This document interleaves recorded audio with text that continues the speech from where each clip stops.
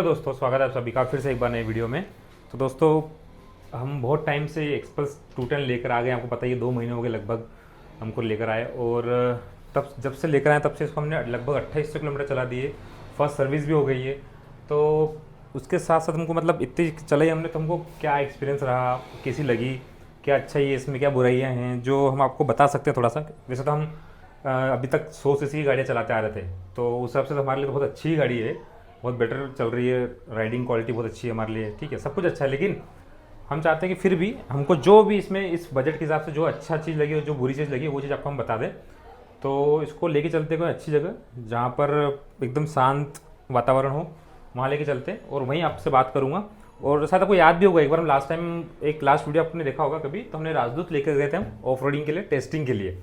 तो वहीं लेके चलते हैं जहाँ पे, मतलब उसी जगह पे लेके चलते हैं जहाँ पे हमने राजदूत को टेस्ट वगैरह करा था। तो वहाँ पे थोड़ा हमको एनवायरनमेंट ठीक लगा था और अच्छा शांत जगह थी। तो जिससे हमारा ना इसमें हम जो जो हमको चीज़ें लग रही है कमी पेशी, वो हम आपको बता देंगे वहाँ पे। तो चलेगा, तो वहीं चलते हैं। इसमें थोड़ा पेट्रोल डलाते हैं, पहले पेट्रोल डला के फिर निकलते हैं। I wake up to a little bit of drool on my pillow, feel like it's gonna be a bad day. And the coffee ain't hit yet, damn ain't that great. I don't wanna go to work cause my boss is a jerk and I'm not even that. तो दोस्तों, इसमें थोड़ा petrol डलवा लेते हैं, 1 litre petrol डलवा लेते हैं, ताकि थोड़ा सा टेस्टिंग वगैरह करें। कि पेट्रोल इसमें बिल्कुल भी है नहीं, बहुत टाइम से गाड़ी निकाली थी, ऐसी खड़ी थी। और नहीं होने के बाद जब देखिए फ्यूल इंडिकेटर थोड़े दिन पहले अभी यहाँ ब्लिंक कर रहा था, लेकिन अभी ब्लिंक नहीं कर रहा है। तो ये चीज़ भी मुझे समझ नहीं आता है। A few moments later. दोस्तों, अभी भी अगर आप ध्यान से देखोगे आपको शायद समझ नहीं आ रहा होगा, पर लेकिन अभी यहाँ पे देखो फ्यूल इंडिकेटर का, अभी थोड़ी देर पहले अपन जब आए थे पेट्रोल डलवाने से पहले, तो यहाँ ये ब्लिंक नहीं कर रहा था और अभी ब्लिंक कर रहा है। तो फ्यूल इंडिकेटर की थोड़ी समस्या है इसमें, ये एग्जैक्ट नहीं बताता है जो बताना चाहिए। तो अभी चलते हैं वहीं स्पॉट पे, और वहीं पर आपको बताता हूँ मैं कि किस तरह से चल रही है गाड़ी, किस तरह से नहीं।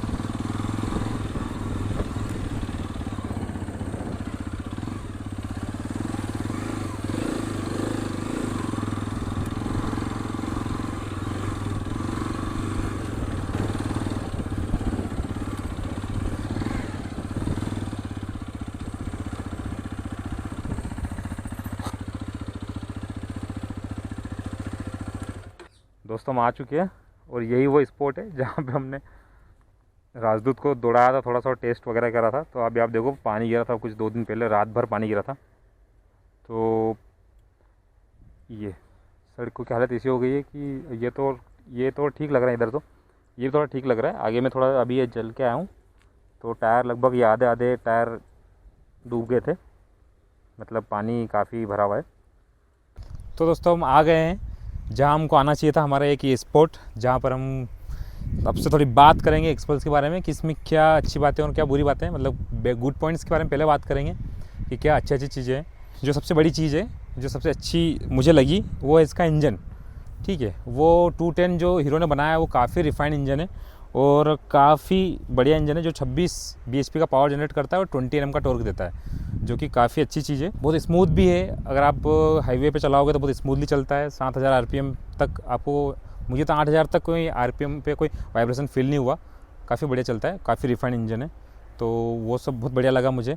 और वो भी 95-100 पे मैं क्रूज़ कर रहा था, तो नो डाउट, क्योंकि मैं तो खैर हमने पहले डिस्कवर वगैरह चलाई है, तो हमको तो काफ़ी अच्छा लगेगा। लेकिन जनरली अगर हम बात करें तो 7000 RPM पे, 8000 RPM पे इसमें वाइब्रेशन फील नहीं होते। उसके बाद अगर ऊपर जाते हो तो आपको वाइब्रेशन फील होते हैं। तो 20 Nm का टॉर्क भी अच्छा काम करता है, लो Nm टॉर्क, जो अगर आप देखोगे कि छठे गियर में भी अगर आप देखो हाई हिल्स पे गाड़ी ईजिली चढ़ जाती है। ऐसा नहीं कि आपको गियर डाउन करना पड़ता है, 5th गियर में बहुत इजीली चढ़ जाती है। तो ये टॉर्क भी काफ़ी अच्छा काम करता है। 6th गियर में चढ़ रही है गाड़ी और आप देखोगे 4000 RPM के बीच में चल रहा है, मतलब 3000 RPM में, और ईजिली ब्रिज के ऊपर चढ़ जाती है। स्ट्रिप से स्ट्रिप ब्रिज क्यों नहीं हो, मतलब ऐसा कुछ पावर लेग का कोई फील होता नहीं है। मतलब लो Nm टॉर्क जो काम करता है, 20 Nm मुझे टॉर्क दे रहा है, मतलब वो बहुत काफ़ी अच्छा है यहाँ पर साबित होता है, जो कि बड़े गियर में भी, छठे गियर में भी इजीली चढ़ जाता है। तो ये दो चीज़ें हैं। उसके बाद इसमें हैंडलिंग, जिस हिसाब से गाड़ी का वेट है 168 kg का, और इसको जिस हिसाब से उन्होंने डिज़ाइन किया है, तो इसमें हैंडलिंग इतनी स्मूथ है इसकी, आपको हेवी ट्रैफिक में भी आपको ऐसा लगेगा नहीं कि मतलब आपकी बहुत बड़ी गाड़ी आप चला रहे हो, या फिर आपको हाथ में बहुत ज़्यादा 168 kg का वेट है, ऐसा कोई फील नहीं होगा। बहुत लाइट फील होती है, चलाने में बहुत ईजी लगती है, कोई आपको हेवी गाड़ी फील नहीं होती। जैसे मैं अगर पहले डिस्कवर वगैरह चलाता था और राजदूत चलाता था, तो वहाँ मुझे थोड़ा लगता था कि ट्रैफिक में थोड़ा सा कंट्रोल करने में हमको थोड़ी दिक्कत आती है, लेकिन इसको तो बिल्कुल भी ऐसे कोई इशू आता नहीं है, बहुत इजीली ड्राइव कर सकते हैं हम इसको। ऐसे ट्रैफिक में भी दोस्तों अगर एक्सपल्स 210 को अगर कंट्रोल करना है, तो हैंडलिंग बहुत प्यारी है, बहुत इजी है। ऐसा कुछ लगता नहीं है कि आप बहुत ज़्यादा हेवी गाड़ी चला रहे हो और बहुत ज़्यादा हेवी फील हो रही है आपको हाथों में, ऐसा बिल्कुल भी फील नहीं होता, बहुत ज़्यादा ईजी हैंडलिंग लगती है। कभी कभी ऐसा लगता है मुझे कि जैसे मेरी जो 100 cc की गाड़ियाँ पहले चलाता था मैं, डिस्कवर वगैरह और बॉक्सर हो गया है ना, राजदूत हो गई, और भी दूसरी गाड़ियाँ एक्टिवा वगैरह चलाता हूँ, उनसे भी ज़्यादा स्मूथ लगती है चलाने में, हैंडलिंग वगैरह में, इतनी हेवी होने के बाद भी। तो ये काफ़ी अच्छी चीज़ है एक्सपल्स में।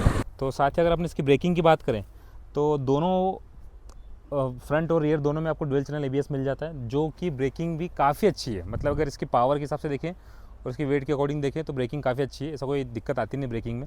और जो डुअल चैनल जो ABS है बहुत अच्छा काम करता है। अगर आप टॉप स्पीड में चला रहे हो और आप एकदम से रोकते हो तो टायर वगैरह स्किड तो करते ही नहीं है, बस वो पानी होता है तो वो हाइट के कारण थोड़ा सा स्किड इधर उधर होता है, लेकिन वो तो नॉर्मली सभी गाड़ियों में होता है, उससे कोई दिक्कत है नहीं। और इसकी अगर हम बात करें मल्टी लिंकेज सस्पेंशन, मतलब दोनों सस्पेंशन की बात कर लेते हैं, फ्रंट की भी और रियर की भी। तो फ्रंट सस्पेंशन थोड़ा सा टफ, मतलब हार्ड फील होता है as compare to rear suspension, क्योंकि जो रियर सस्पेंशन इन्होंने दिया है वो मल्टी लिंकेज सेटअप के साथ में आता है, जो कि इसको बहुत स्मूथ बना देता है और काफ़ी बढ़िया चलती है। मतलब पीछे के जो अगर अब छोटे मोटे गड्ढे हैं, कोई बड़े गड्ढे भी आ जाए तो पीछे का जो सस्पेंशन है वो काफ़ी अच्छे से एब्जॉर्ब करता है, और अगर आप हेवी वेट लेके चल रहे हो तो काफ़ी बढ़िया आपको मतलब सस्पेंशन फील देता है। ऐसा कुछ आपको मतलब ऐसा नहीं लगने नहीं देता है कि आप बहुत ज़्यादा कोई आपको गड्ढे फील हो रहे हैं, या फिर आपको स्मूथली ग्लाइड करती है आप अगर कहीं पर भी हाईवे पे चलाते हो गाड़ी तो। और फ्रंट सस्पेंशन वहीं पर अगर उससे कंपेयर करें रियर से तो थोड़ा सा हार्ड और टफ लगता है as compare to rear suspension. बाकी कोई हाँ, अगर इसमें अपसाइड डाउन फोक्स दे देते हैं तो मुझे लगता है कि थोड़ा और बेटर होता, लेकिन ठीक है, अब इस बजट पर और क्या क्या लोगे इस गाड़ी में, जो हीरो ने दिया है वो काफ़ी कुछ दिया है। तो इसमें 3 मोड्स ये कंपनी दे देती है, जो कि काफ़ी अच्छी चीज़ है इस प्राइस रेंज में ये चीज़ देना, जिसमें एक रोड मोड मिलता है जिसमें ABS को स्विच करने का ऑप्शन आ जाता है, और ट्रेल मोड आ जाता है, उसके बाद अपना ऑफ रोड मोड आ जाता है जिसमें दोनों ABS बंद हो जाते हैं, और ट्रेल में बैक साइड का रियर ABS जो चैनल है वो बंद हो जाता है ABS का।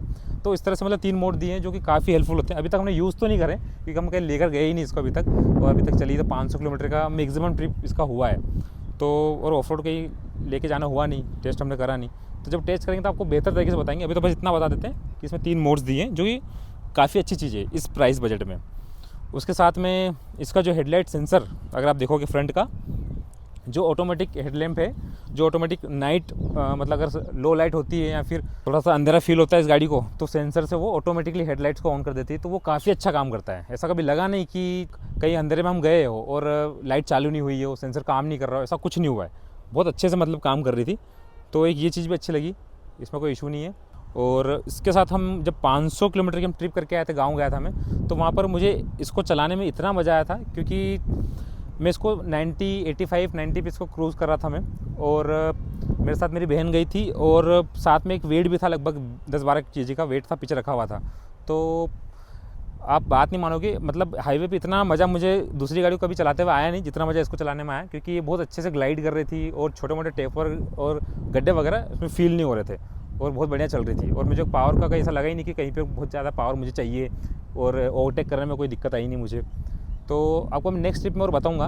और हाँ, एक चीज़ बता देता हूँ आपको मैं कि इस गाड़ी ने मुझे जो 13 लीटर के टैंक दिया है, इसमें मैंने फुल टैंक करवा के फिर निकला था इस गाड़ी को लेकर मैं, और मुझे 438 की रेंज मिली थी इस गाड़ी को, जो कि एवरेज अगर अपन जोड़ा जाए, इसका एवरेज जो माइलेज निकाला था इसने 32-33 के अराउंड शायद निकाला था इसने, 34 के अराउंड शायद गया था, 33 पॉइंट समथिंग आया था, मतलब 34 के अराउंड एग्जैक्ट इसने माइलेज दिया था, जो कि काफ़ी अच्छा है।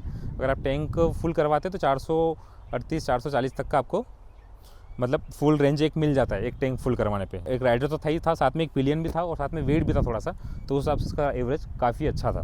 एक और चीज़, अभी हम ऑफ रोड तो हमने किया नहीं, लेकिन ये जो ग्रेब रेल दिया है इसको हमको दिली इच्छा है यूज़ करने के लिए, और जो काफ़ी अच्छा दिया है। नॉर्मली दूसरी गाड़ी में आपको नहीं मिलेगा, अगर हिमालयन देखो, आप एडवेंचर देखो, इस प्राइस बजट में और इस सेगमेंट में दूसरी गाड़ी में आपको नहीं मिलेगा ये। तो ये ग्रेब रेल बहुत अच्छे से एक ग्रेब रेल दिया हुआ है, जो बहुत अच्छा हमको लगा।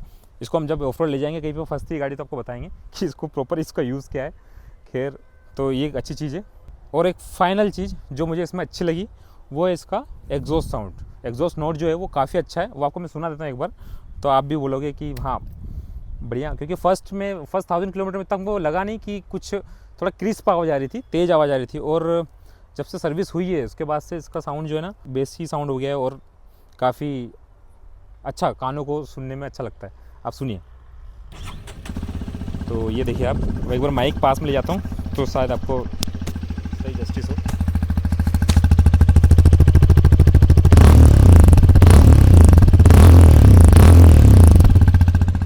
तो इस तरह से कुछ एग्जॉस्ट नोट है जो कि काफ़ी बढ़िया लगता है, और ऐसा कुछ ज़्यादा लाउड भी नहीं लगता है। अगर आप नॉर्मली चलाओगे तो आपको कानों में ऐसा लगता नहीं कि बहुत ज़्यादा तेज़ आवाज़ आ रही है, और पिलियन को भी ऐसा लगता नहीं कि बहुत तेज़ आवाज़ आ रही है। तो बहुत बेसी और स्मूथ साउंड दिया हुआ है, तो जो कि मुझे हीरो की गाड़ियों में अभी तक का सबसे बेस्ट एग्जॉस्ट नोट लगा है ये। तो ये सारे पॉइंट्स थे, अच्छे पॉइंट्स जो मुझे इस गाड़ी में सब कुछ कंक्लूड किया है मैंने, जो मुझे अच्छा लगा। अब बात कर लेते हैं कुछ बैड पॉइंट्स की, जो मैंने कुछ चीज़ें हमको जो लगी है। सबसे पहली चीज़ तो वो है अपना फ्रंट फेंडर, ये जो दिया हुआ है मडगार्ड, है ना। ये मडगार्ड ऐसा काम करता नहीं जैसा करना चाहिए इसको। कीचड़ जो है ना, आपने देखे होगा, मैंने एक शॉर्ट्स भी डाला था इसको लेकर कि ये कीचड़ उड़ता है तो गाड़ी खुद को ही गंदा कर लेती है पूरा कीचड़ उड़ा के। तो एक ये भी थोड़ा सा बेहतर कर सकते थे, क्योंकि ये थोड़ा सा यहाँ पे एक्सटेंड कर देते हल्का सा, तो कीचड़ नीचे ही दबा रह जाता और वो सामने की तरफ नहीं आता। तो मुझे लगता है, काफ़ी लोग बोलते हैं कि ऑफ रोडिंग बाइक है तो थोड़ा कीचड़ इस पर लगता भी अच्छा है, लेकिन अगर नॉर्मली अपने इंडिया के रोड्स देखोगे, ड्रेनेज सिस्टम इतना अच्छा होता नहीं है, तो रोड पर मैक्सिमम पानी होता ही होता है। तो वो कई बार ऐसा हो चुका है, मैं और सचिन दोनों ने हमने चलाई गाड़ी को, तो सामने से हमारा मुंह पे ऐसे कंकर और मिट्टी हमारे मुंह में जाती है अगर हेलमेट को वाइजर खुला रहता है तो, और कपड़े में हमारे काफ़ी ख़राब हुए हैं। तो एक वो चीज़ मुझे लगता है कि थोड़ा सा ड्रॉबैक लगा, इसको अच्छा कर सकते थे। और साथ ही अगर थोड़ा सा ऊपर आते हैं अपन, तो ये टर्न लाइट इंडिकेटर जो है, अगर इनकी क्वालिटी आप देखोगे तो काफ़ी मुझे बेकार लगी, क्योंकि अंदर ये मॉइस्चर जमा होना चालू हो गया है और थोड़ा थोड़ा से फेडअप होना चालू हो गए हैं, डस्ट वगैरह अंदर जाना चालू हो गई है दोनों इंडिकेटर आप देखोगे तो। और सामने से ये फेंडर जो कीचड़ उड़ाता है ना, इस कारण से तो ज़्यादा कीचड़ वगैरह जाता है, तो थोड़ा सा फेडअप होना चालू हो गए हैं। पीछे के फिर भी ठीक है अभी, क्योंकि वहाँ कीचड़ ज़्यादा जाता नहीं है, लेकिन मुझे लगता है कि क्वालिटी थोड़ी सी इंप्रूव कर सकते थे इंडिकेटर की, टर्न लाइट इंडिकेटर, ये थोड़े से लो क्वालिटी के लगे मुझे। गाइस एक और चीज़ है, और वो है फ्यूल इंडिकेटर। अगर आप इसका फ्यूल इंडिकेटर देखोगे, थोड़ा इसको साफ़ कर देते हैं, तो आप ये अभी ब्लिंक कर रहा है, लेकिन अगर मैं एक क्लिप आपको चला दूंगा एसजे गेम की, जब मैं यहाँ पर आने से पहले एक बार पेट्रोल डलवाया था तो उससे पहले ये ब्लिंक नहीं कर रहा था।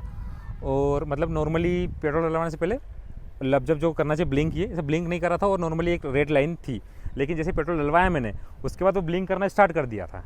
तो इसका फ्यूल इंडिकेटर का थोड़ा सा लोचा है, ऐसा लग रहा है कि वो करेक्ट बताता नहीं है जो बताना चाहिए। वो कभी या तो अगर आप 500-600 का भी डला होगा ना आप, तो वो बताएगा नहीं कि मतलब 4 लीटर 5 लीटर इसके अंदर गया है, वो रेड ही दिखाएगा। तो उसको जब तक मतलब 1000 तक डलवाओगे ना आप, तब तक ऐसा लगता नहीं कि इसमें कुछ फ्यूल गया है। तो फ्यूल इंडिकेटर की थोड़ी सी दिक्कत है, मुझे ऐसा लगता है। और साथ ही इसका जो अपना जो वो ब्लूटूथ दिया हुआ है इन्होंने ब्लूटूथ कनेक्टिविटी के लिए, तो ब्लूटूथ कनेक्ट होता नहीं इसका। आपको मैं एक लाइव एग्जांपल दिखा देता हूँ। ये मेरे पास हीरो की ऐप है, इसको ऑन करता हूँ मैं, और इसमें ब्लूटूथ का ऑप्शन जो है वो ऑन करते हैं। ये कनेक्टिविटी में गए और ये ब्लूटूथ, ये गाइस ऑफ है, ये ऑन किया मैंने, ठीक है। और ये ब्लूटूथ अनपेयर्ड है, तो इसको मैं पेयर करता हूँ, मैं टैप टू पेयर, ठीक है, और कनेक्ट करता हूँ मैं। तो अगर आप देखिएगा मैंने सारी डिटेल्स वगैरह फुलफ़िल कर दिए कि डिटेल जो गाड़ी की डालना चाहिए वो सारी चीज़ें। उसके बाद एक बार मैं फर्स्ट टाइम बस पेयर हुआ था, वो मुझे पता है। उसके बाद से अभी तक कभी पेयर हुआ ही नहीं। मैं बार बार ओपन करता हूँ पेयर करने के लिए, पेयर होता ही नहीं है। तो देखिए अब ये पेयरिंग ब्लूटूथ बता रहा है, कुछ समय तक ऐसा बताएगा और ऑटोमेटिकली वो अनसक्सेसफुल हो जाएगा। A few moments later. तो ये इस तरह से गाइस ये बता रहा है ब्लूटूथ पेयरिंग अनसक्सेसफुल। ये इस तरह से बताता है, हर बार ही बताता है। और मैं वापस से पेयर करूँगा तो वो तो फिर पेयर हुआ नहीं, यहाँ से क्लिक करना पड़ेगा वापस से और ये कनेक्ट करूँगा, वापस से पेयरिंग ब्लूटूथ बताएगा और वापस से थोड़ी देर बाद वो अनसक्सेसफुल हो जाएगा। तो गाइज़ ये तो सारे पॉइंट थे हमारे, कुछ गुड पॉइंट्स और कुछ बैड पॉइंट्स जो हमने इसके नोटिस करे थे इस गाड़ी के। लेकिन उसके बाद सबसे बड़ा एक मेजर पॉइंट है, जो सबसे बड़ा मेजर बैड पॉइंट मुझे लगा, ये गाड़ी हमारी बंद हो जाती थी। अब मुझे कहीं भी सिग्नल पर लेकर जाता हूँ मैं इसको, और सिग्नल पे मैं टर्न, जैसे रेड सिग्नल होता है वहाँ कुछ टाइमर चलता है, तो थोड़ी देर के लिए इस गाड़ी को बंद करता हूँ और बंद करने के बाद वापस स्टार्ट करता हूँ तो स्टार्ट होती ही नहीं है। मैं कुछ क्लिप्स वगैरह चला दूँगा बैकग्राउंड में, मतलब क्लिप्स वगैरह आप देखना किस तरह से ये बंद होती है। ये हीरो एक्सपल्स 210 लेके आया था नई, और पेट्रोल टैंक फुल करवा के मात्र चलिए, आप देखो गाड़ी कितनी चली है, 28 किलोमीटर चली अभी तक हम जब से लेके आए तब से। और इसमें पता नहीं क्या दिक्कत है, ये स्टार्ट नहीं हो रही है। अब देखो जैसे मैं स्टार्ट सेल्फ दबाऊंगा यहाँ पे तो देखना है कैसा बताएगा ये बस इस तरह से बता रहा है और सेल्फ ले नहीं रही है। अब पता नहीं क्या दिक्कत है।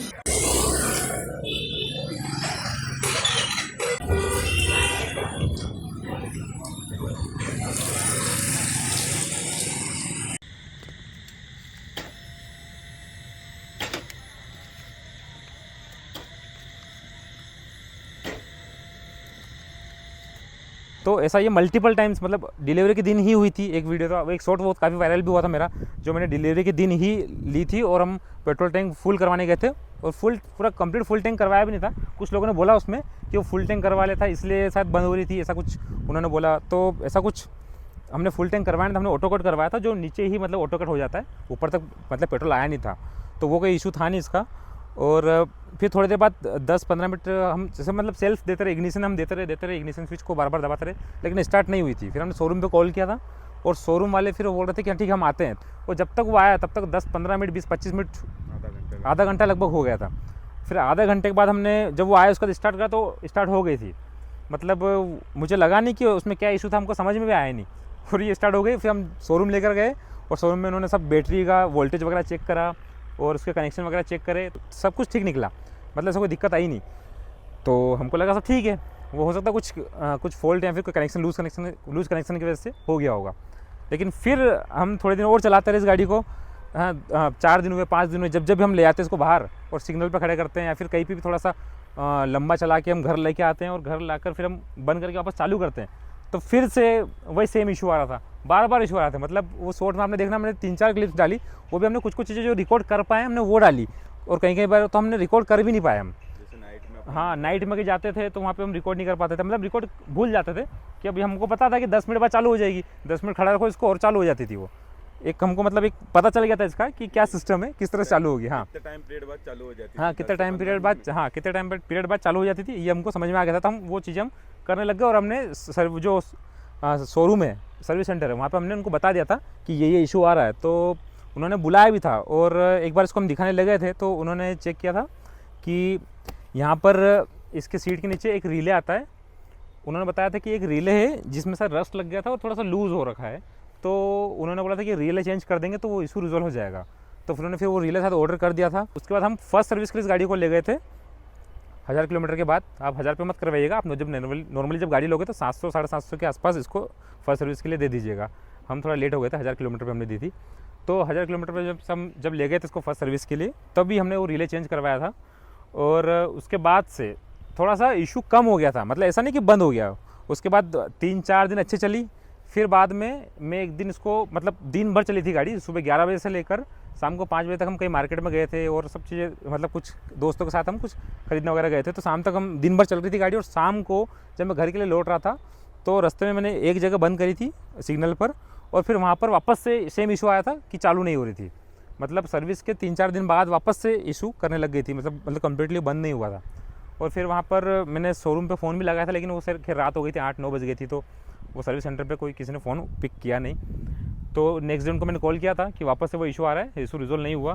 तो फिर उन्होंने बोला कि ठीक है आप गाड़ी को ले आइएगा, और कुछ प्रॉपर रिस्पांस दिया नहीं। उन्होंने बोला कि किस तरह से दिक्कत आ रही है, तो हमको वीडियो भेजो, मैंने वीडियो भेज दिया।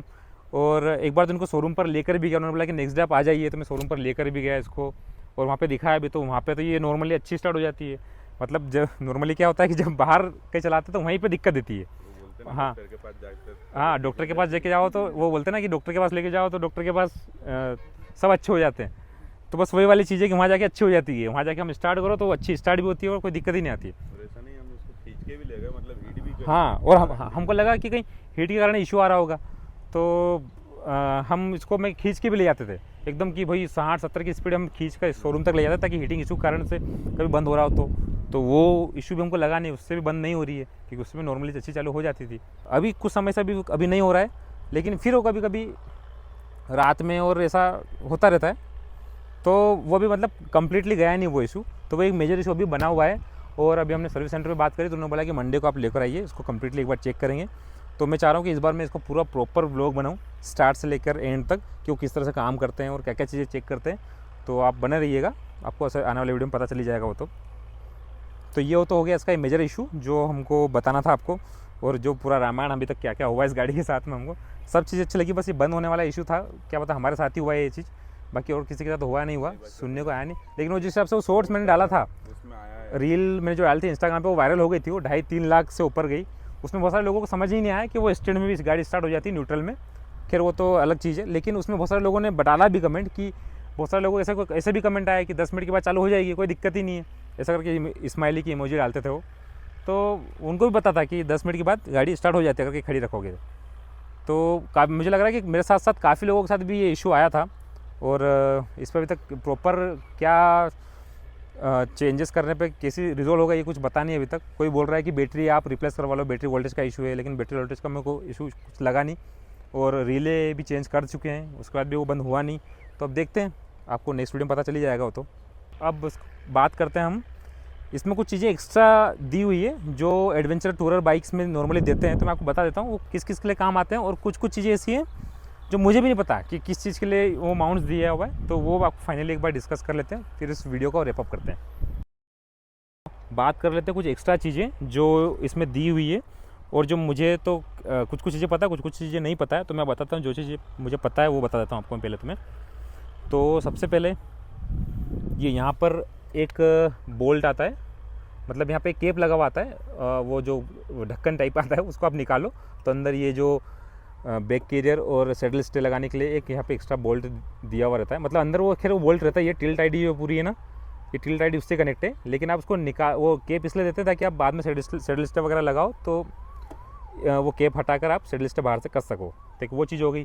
उसके बाद ये सेकेंड चीज़ आती है, ये रियर फुटरेस्ट के यहाँ पर ये जो आपको दिया है एक्स्ट्रा जो क्लिप होल दिया हुआ है, तो ये इसलिए दिया नॉर्मली कि आप यहाँ पर कुछ भी एक्सटेंड कर सको रियर फुटरेस्ट अगर आप चाहो तो, क्योंकि नॉर्मली जो पिलियन वाला बैठता है उसको ज़्यादा फुट रेस्ट करने के लिए, क्योंकि यहाँ फ्रंट तो कर लेता है वो ब्रेक पे या फिर नॉर्मली यहाँ पैर रख के, लेकिन रियर वाले को थोड़ा सा कंफर्टेबल लगता नहीं है, तो वो एक्सटेंड करने के लिए ये अच्छी चीज़ दी हुई है, तो ये बढ़िया लगा मुझे एक। ठीक है, उसके बाद अपन आ जाते हैं ये यहाँ पर, अगर आप ये देखोगे दो ये एलन की के बोल्ट आपको दिख रहे होंगे।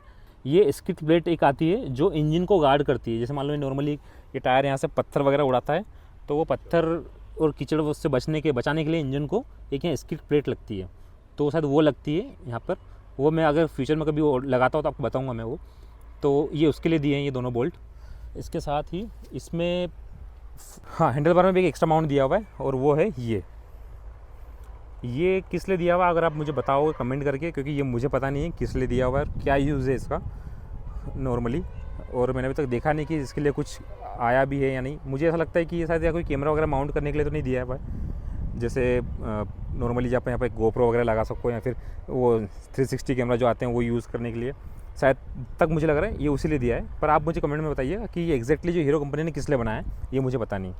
और एक है फाइनली वो है अपना फ्रंट फेंडर जो है ये वाला। इसमें देखो अब नीचे की तरफ ये दिए हुए यहाँ पे हिंज टाइप ये माउंट, तो ये किस लिए दिए हुए ये आप मुझे बताइए कमेंट करके। कि ये क्यों दिए हैं और इसका क्या यूज़ है और इसमें कुछ अटैचमेंट लगता है क्या, मतलब किसी तरह का, तो आप कमेंट करके मुझे बताइएगा। तो हम फाइनली ये रैप अप करते हैं इस वीडियो को कि कैसा लगा, और सचिन से भी थोड़ा सा छोटा सा हाँ क्या क्या लगा, क्या कैसे लगी बाइक। और एक चीज़ अपन बताना भूल गए इसमें, जैसे ये ऑयल लीकेज ये जो भी था, हाँ तो अपन ये बताना भूल हाँ, गए। सचिन ने एक चीज़ अच्छी एक नोटिस करी, इस चीज़ में थोड़ा भूल गया था कि सर्विस हमने करवाई थी गाइज। उसके बाद ना इस गाड़ी में हम घर गए थे और घर से हम मतलब 500 किलोमीटर जब चली थी गाड़ी, उसके बाद से ये आप देखोगे ध्यान से यहाँ पर, ये देखिए आप, कूलेंट का जो भी इनने, हाँ ये कूलेंट का जो पाइप आ रहा है ये, और यहाँ से ये यहाँ पर अगर आप देखोगे तो ये हल्का हल्का कूलेंट लीक हो रहा है या ऑयल लीक हो रहा है, पता नहीं, कंफर्म नहीं मुझे। और उसकी पैकिंग ही हटा दी इनने। हाँ, अब वो मुझे वो भी समझ में नहीं आ रहा कि यहाँ पैकिंग थी कि भी नहीं थी, क्योंकि हमने पहले हमको पता नहीं था कि क्या है क्या नहीं, और सर्विस के बाद मैं गाड़ी को नॉर्मली ऐसे ही उठा कर ले आया था, मैंने चेक नहीं किया था इतना डिटेल में। तो आप यहाँ देखो नीचे यहाँ पे वो गैस्केट लगा हुआ है पैकिंग, और ऊपर आपको यहाँ ध्यान से देखोगे तो यहाँ क्योंकि पैकिंग वगैरह कुछ है ही नहीं यहाँ पे लगा हुआ। ये सारा था हमारा कंप्लीट जो भी था रैपअप, है ना, जो गुड पॉइंट्स और बैड पॉइंट्स आप कमेंट करके बताइएगा, हमने इसको ढंग से क्लियर करा कि नहीं करा, या फिर अच्छे से बताया कि नहीं बताया। और साथ में आपने ये वीडियो देख ही लिया होगा जिसमें हमने मोटो टॉर्क की ये जो भी एसेसरीज वगैरह लगे, क्रेज गार्ड, बेकर और सेटलिस्टे, ये कैसा रहा कैसा नहीं। तो दोस्तों ये था हमारा आज का वीडियो, तो बताइएगा कमेंट करके कैसा क्या लगा, और मिलते हैं आपको नेक्स्ट वीडियो में। तब तक के लिए बने रहिए, आगे के वीडियो के लिए बने रहिए, और बाय बाय।